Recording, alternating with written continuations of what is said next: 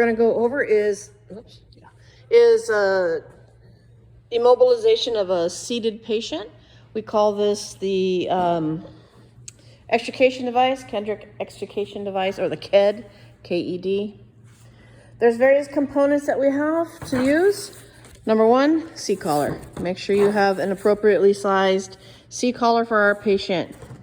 The next would be the vest-style device. You guys were all introduced to this on your first day of class. This is in our red bags right over there. Okay. We have a padded pillow that will be used to fill the voids and gaps in any of our smaller patients. And then lastly, we have two straps, padded straps, Velcro straps to secure the patient's head to the device.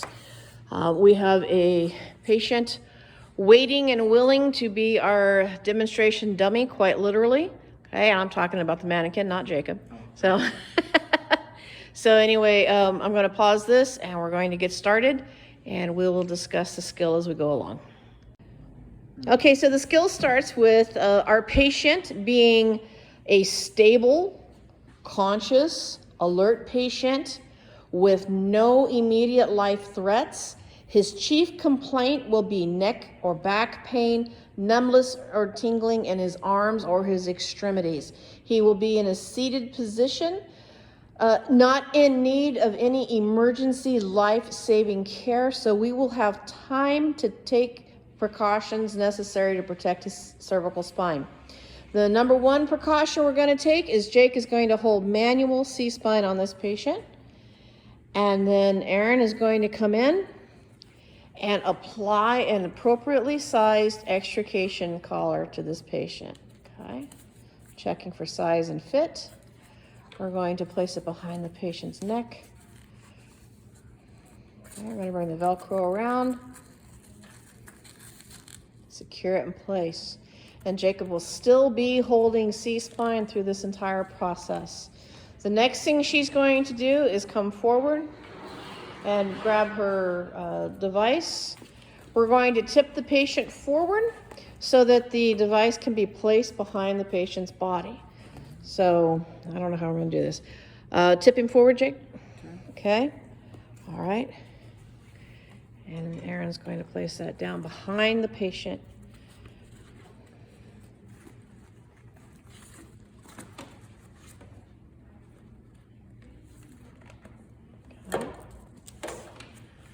This is where it gets tricky because you want to make sure that you do not get the straps twisted or bound up behind the patient to where you can't access it anymore. We need to be mindful of all of our straps and components. So now, obviously our patient doesn't have any arms today, but that could happen, okay? So she's going to attach these straps in the order of "My baby looks hot tonight," which means we're going to start with the middle strap, which is yellow. Going to bring the yellow strap around the middle strap of the torso. Bring the yellow strap around. Connect it to the device. You see how many straps this takes and why this is not going to be used for any patient who needs immediate airway support, bleeding management, or shock management. Okay, I'm going to pause it here so it doesn't get too long.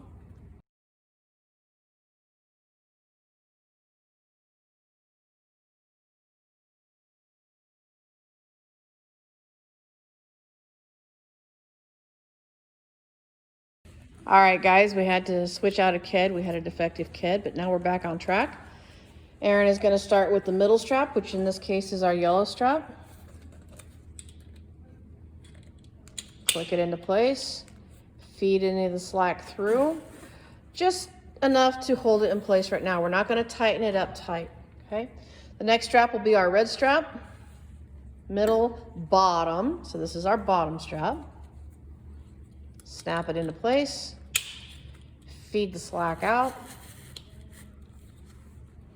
okay?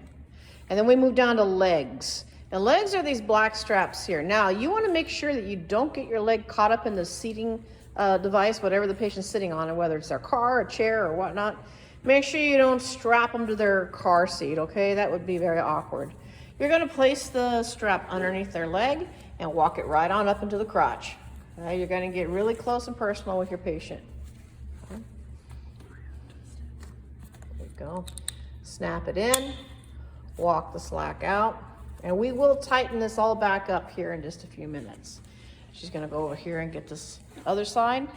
Same process. Underneath the knee, up into the crotch, walk it up into the personal space, snap it into place, and then walk the slack out. Okay. And then we're going to go up here to the head. We're going to secure the head to the device. She's going over here to get the two straps. Just use the two fuzzy straps. They're better. There you go. Jake's still holding C-spine. We're going to put it downward. Yeah. Okay, nice and snug. Okay, and then put the other one underneath there and in an upward fashion. So we have an X. So we have that patient secured. They can't raise or lower their head. Okay. Good. Jake's still holding manual C-spine. He is not going to let go until we move this patient. Still have another strap here to go. We have the top strap now. The mnemonic, once again, is my baby looks hot tonight. Might not be appropriate to say those words out loud on scene, but this is what you're going to have in your mind. Middle, bottom, legs, head, top. Okay, she's going to feed that green out. Go. Now we're going to go back through and tighten everything. So we're going to tighten them in the same order we put them on. Middle, bottom. Good thing to remember to do is tell your patient to take a deep breath before you snug it too tight. And when you're snugging it, you don't want to twist the patient's body. Remember, the whole idea is to keep this patient stabilized. Legs, tighten those. Make sure that those straps are underneath the buttocks, coming up through the thigh, and nice and tight, because this is what's going to hold everything onto our patient. Okay, let's get this underneath his rumpus. Okay, pull all that slack out, nice and tight. There you go.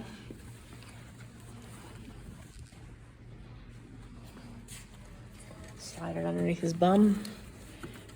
The patient, you may have to ask the patient to raise up a little bit to their best of their ability, and then make it nice and tight. The leg straps are what's actually going to be holding this the patient into this device, especially in our case where we have an amputee. And then finally, the head's already affixed. Now we just got to tighten the green one.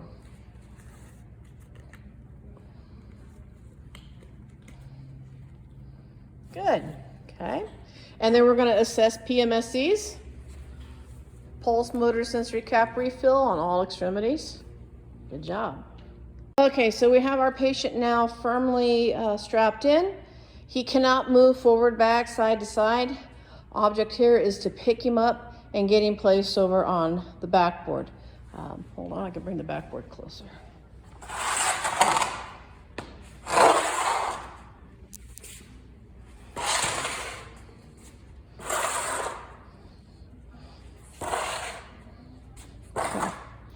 To pick up this patient, this is going to be complicated because I'm going to be filming and doing it at the same time. If you look at your kid has handles on it. You have a handle here, same place on the other side. There's also a handle directly in front of Jake.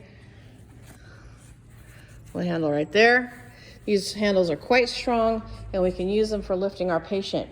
We need 3 people to lift, and which means that I'm filming while we're lifting. So Aaron's going to catch both legs for me just because I can't grab the other leg. We're each going to take a hold of the handle here. Jake is in control. He is the one, because he is the one holding cervical spine immobilization. So on Jake's count, we're going to lift up. All right, ready, 1, 2, 3. Up. And then we're going to move him down. And then Down. your count. Ready, 1, 2, 3. Put the patient down on the ground. Jake's going to lay him back down onto the backboard. Now, if you'll notice, our patient cannot put his legs down because of those leg straps. So at this point in time, we're going to pop those leg straps off and allow our patient's legs to go down, okay? Make sure you release those leg straps. And if we have this significantly tight and our patient's not able to get adequate chest rise and fall, we're going to loosen these straps and give the patient more room to breathe. We might even go so far as to pop these open so that our patient can breathe. Once he's on the board, he's on the board, okay? And then we can place him on the gurney and transport him, okay? We just moved the patient again, so what do we need to check again, guys? PMSs. PMSCs. Every time we move or reposition a patient, always check those PMSCs. Once he's affixed to the board, then Jake can let go and we're done.